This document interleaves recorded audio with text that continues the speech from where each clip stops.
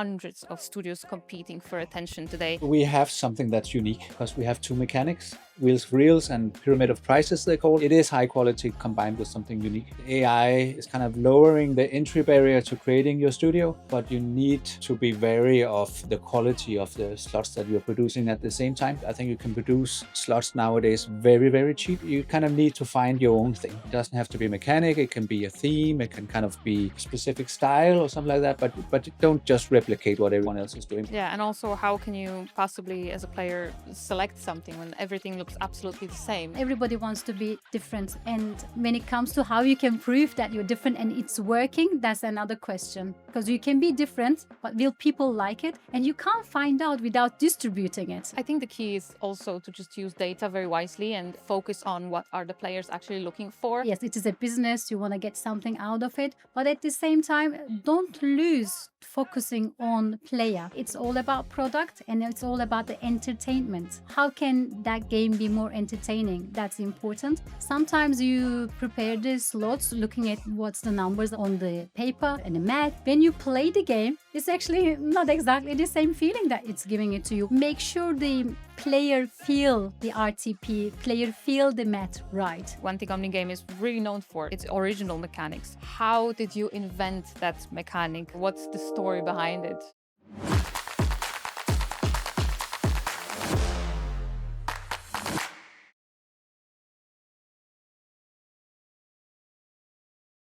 Hi everyone, and welcome to the Ace Alliance podcast. I am very happy to be talking all about games this time with Peter and with Sevda from Omnigame. It is such a pleasure to have you with me today. Very nice to be here as well, Magda. Thank you. Absolutely. So as we're here recording it at ICE Barcelona, I'm very curious to know, how has ICE been for you so far? Busy? Not so much? It's a standard, which means busy, quite crowded. I can see that. It's back-to-back meetings. It's the vibe of it anyway, so I quite like it. Yeah, true. Peter, would you agree? Totally. It's a busy days, but that's we know before coming, and then we like it that way.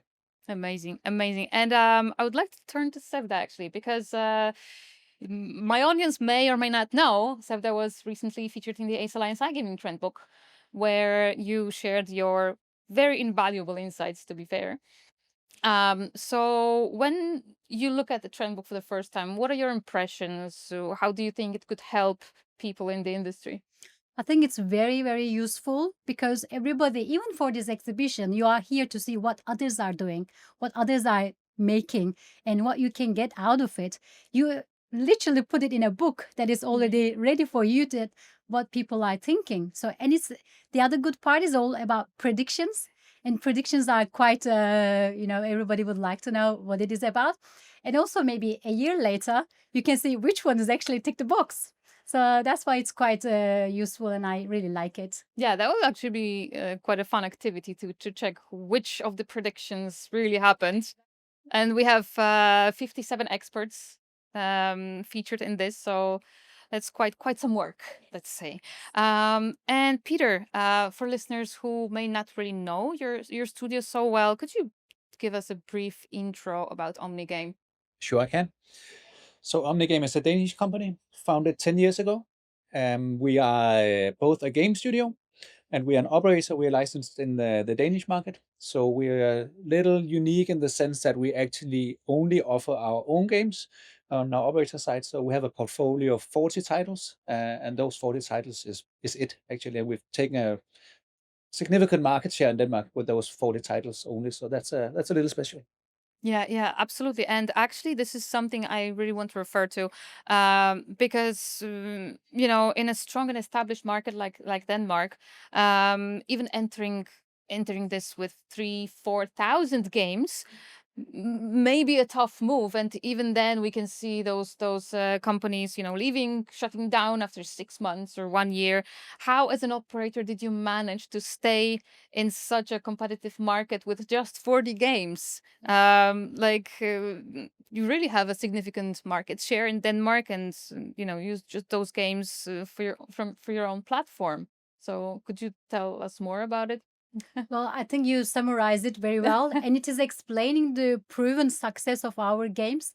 We've been operator until last year, and now we started our B2B journey. And even as a starting point of view, we got such good demand for our games to be in other markets with even tier one operators. So, and when you look at other games, that some of them are good with quality visuals, some of them are good with a different genre that never tried before they are doing, and some of them are really popular for their mechanics. And when we look at our games, well, we combine most of it already. So I think that could be the part of the success of our games, why our players like it so much. Yeah, I think they're also very unique. And right before this podcast, I spoke with Peter, and he said, when you have all the same games in such a competitive market, you're not going to make it. Yeah. You're just not going to make it. And there's really hundreds of studios competing for attention today. So standing out is really not easy. Peter, what's your sweet spot? What makes your slot games so successful in such a competitive market? First of all, we have something that's unique because we have two mechanics: wheels of reels and pyramid of prices, they're called. And especially the wheels of reels, we won an award with that last year. And that's something that we can see already now, though it's early days for a B2B journey, that is super popular, not only on our own operator.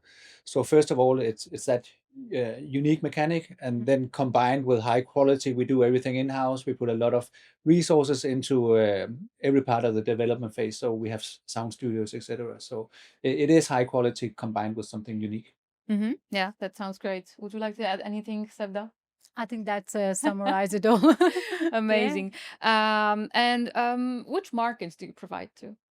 Well, good question. Well, we started our home market in Denmark and then targeting Sweden. Then we got our license. Also, MGA is on the way, and then Brazil is coming.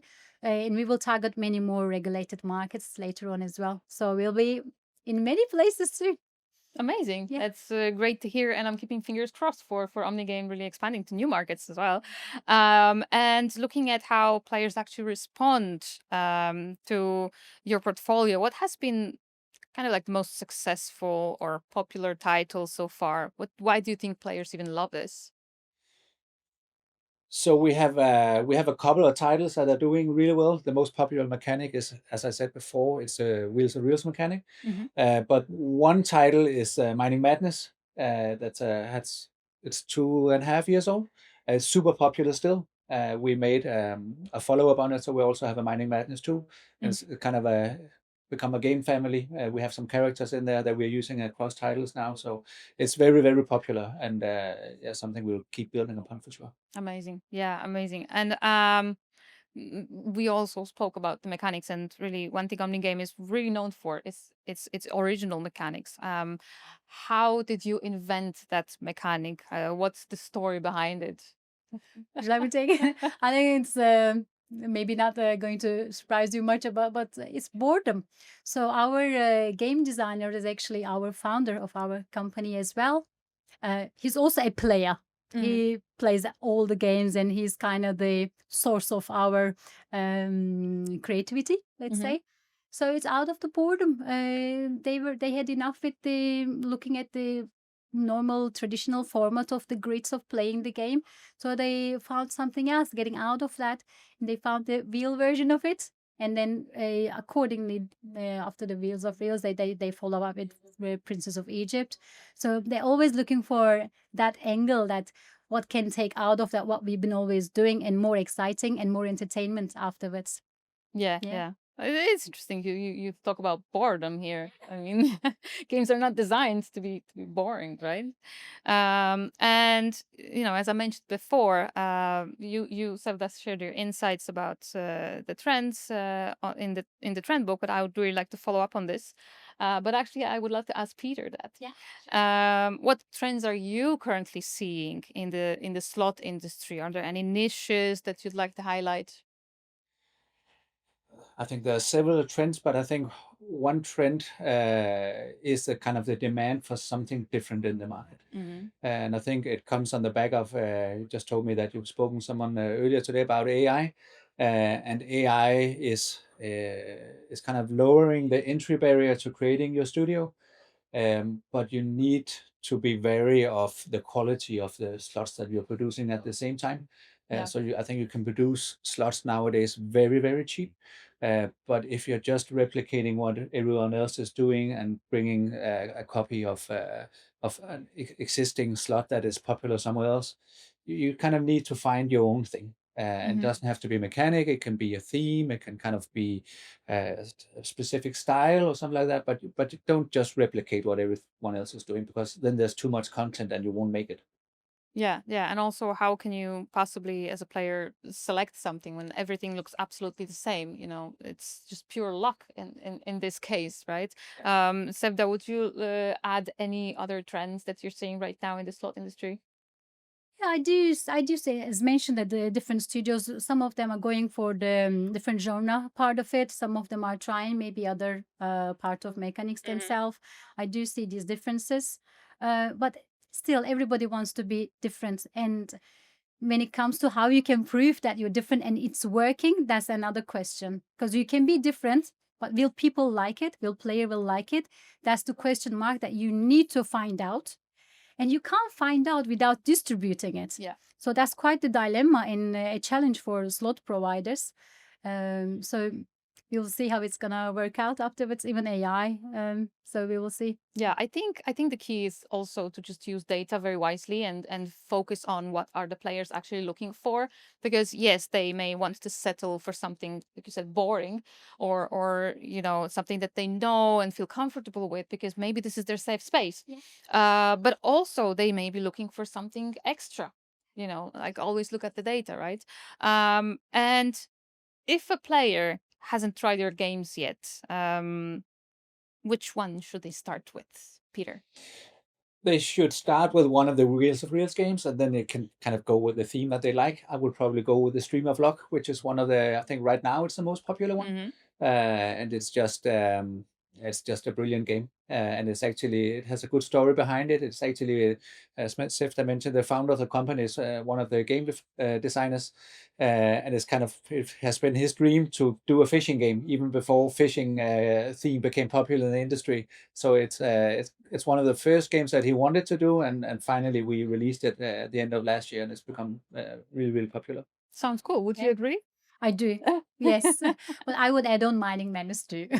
Yeah. You have your On top. favorites as well. I like Mining Madness quite a lot, so I would add on that one as well. Amazing. Yeah. And what would you say, Sevda, is the biggest challenge for slot developers today? Yeah, again, you can be different, but to be able to prove that you are different is the challenge. Yeah, absolutely. Peter, would you like to add anything on that? Like, what's the biggest challenge for slot developers? Again, kind of showing, as a new studio, it's just, I mean, we're 10 years into it, so we do have an advantage that we have had our own operator and we kind of created our own proof point.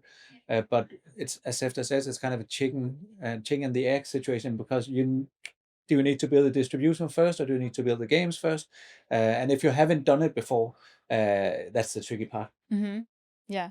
And I like that you mentioned this, but because I'm very curious to know, what advice would you give to studios or creators that are entering the slot space right now, let's say, and they want to build games that really last, just like yours, and not just launch them, and forget them? What would be your advice to those studios? Just, you need to be patient. You need to be either find some investors that are willing to give you some time to have some runway, or you need to be able to finance it yourself. We were in a lucky situation when we found kind of the first bigger investor in Omnigame, because we had actually produced already the first game, and the investor then, Omnigame was pitched to him, and then the same evening he went home, and he was supposed to go out for dinner with his wife, and they didn't go out for dinner because he wanted to try the games, and after 3 hours he was still playing. So for us, it was really good that we were able to bootstrap and then find kind of real investors to provide more runway. And because we have built a really strong, differentiated product. But it is a challenge to get started, for sure. That's quite a story, Peter. Staying 3 hours. I mean, I don't know. As a woman, I would be a bit unhappy. Unhappy. Sevda, what would be your advice to game studios right now? I think I will add on the same thing, but also from the product part to make sure. I mean, you generally think, yes, it is a business, you want to get something out of it, but at the same time, don't lose focusing on player. At the end of the day, it's all about product and it's all about the entertainment value of the product. So how can that game be more entertaining? That's important. And I got second one. Sometimes you prepare the slots looking at the what's the numbers on the paper, the map, and the mat, and then you check all of it. Sometimes, even though if you tick all the boxes, what's on the paper, when you play the game, it's actually not exactly the same feeling that it's giving it to you what was on your map or in the math. So that's why make sure the player feel the RTP, player feel the math right, not just your paper math that is matching with it. So make sure the feeling is actually matching with exactly what you actually put on the paper.